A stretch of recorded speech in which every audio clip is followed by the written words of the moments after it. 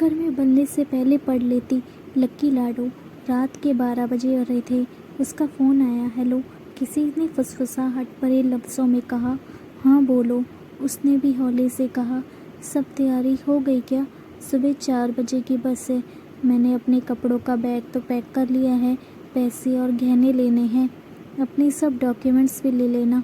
हो सकता है दोनों को नौकरी करनी पड़े, नया घर संसार जो बसाना है। ओके, मैं सब कुछ लेकर तुम्हें कॉल करती हूँ। उसने सबसे पहले माँ की अलमारी खोली और उसमें से गहनों का डिब्बा निकाला। अपने लिए बनवाया गया मंगलसूत्र बैग में डाला, अंगूठियाँ और झुमके पहन लिए। चूड़ियों का डिब्बा उठाकर बैग में डाल रही थी कि माँ की तस्वीर नीचे गिर पड़ी। उसे याद आया, माँ की बरसों की इच्छा भी थी कि सोने का चूड़ा पहनने की, मगर जब पापा का अरियर मिला था तो जो चूड़ा बनवाया गया वो माँ ने केक कर उसके लिए संभाल कर रख दिया था कि जब बिट्टू इंजीनियरिंग करके नौकरी लग जाएगा खूब सारे बनवा लूँगी।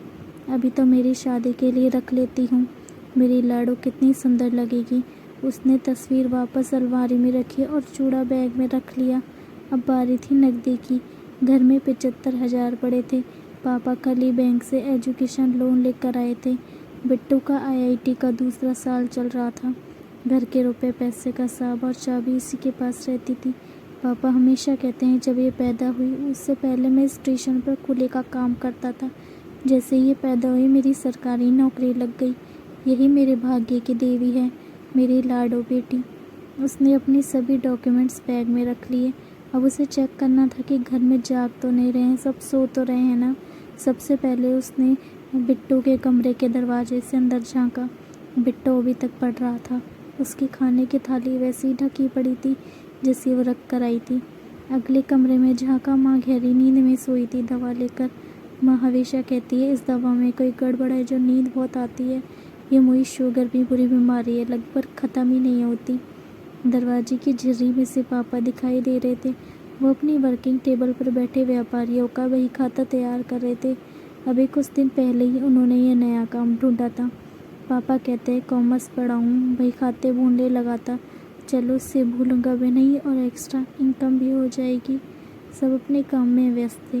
वो अपने कमरे में आई और उससे फ़ोन लगाया। सब रास्ते साफ है, सब अपने काम में लगे। मैं चुपचाप घर से बाहर निकलूँगी, उससे पहले फ़ोन कर बता दूँगी।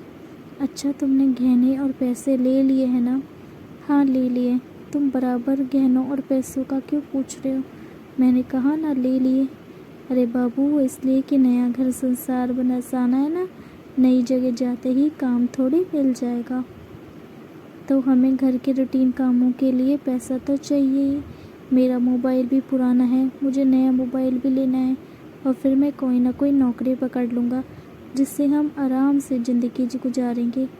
सुनो, एक बात पूछूं, क्या तुम में इतनी हिम्मत नहीं कि मुझे कमाकर अपने पैसे से रख सको, खाना खिला सको? ऐसी बात नहीं बाबू, तुम में रहा नहीं जाता और हम जाते ही मंदिर में शादी कर लेंगे और काम मिलेगा तो आराम से जिएंगे ना। सुनो, तुम एक काम करो, अभी भागने का प्लान कैंसिल करते हैं। पहले तुम काम करो और इतना पैसा कमा कर इकट्ठे कर लो कि 2 महीने तक काम भी ना मिले तो हमें भूखों मरने की नौबत ना आए। जैसे ही तुम पैसे इकट्ठा कर लोगे हम भाग चलेंगे। तब तक इंतज़ार करो। 2 महीने तक ना कर पाए तो मुझे भूल जाना। अरे बेबी, बात तो सुनो मेरी बात। लड़की ने फ़ोन काट दिया। वो अपने पिता के कमरे में झाँक आई। वो अभी भी बही खाता बना रहे थे। उसने दरवाज़ा खटखटाया। क्या बात है लाडो, सोई नहीं तुम? पापा, एक बात कहनी है। कहो लाडो। पापा, जब तक बिट्टू की पढ़ाई पूरी ना हो मैं नौकरी करना चाहती हूँ। मेरी पढ़ाई पूरी हो चुकी है, घर में बेकार बैठने से क्या फ़ायदा, घर में 2 रुपये जुड़ेंगे ही। उसकी बात सुनकर पापा ने लाडो के सर पर स्नेह से हाथ फिरा दिया। पापा बेटी दोनों की आंखें नम थीं।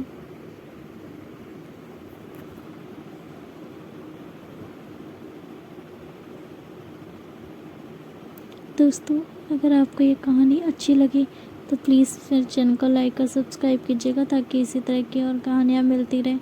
And thank you so much for watching. Thank you once again. Keep watching, keep subscribe.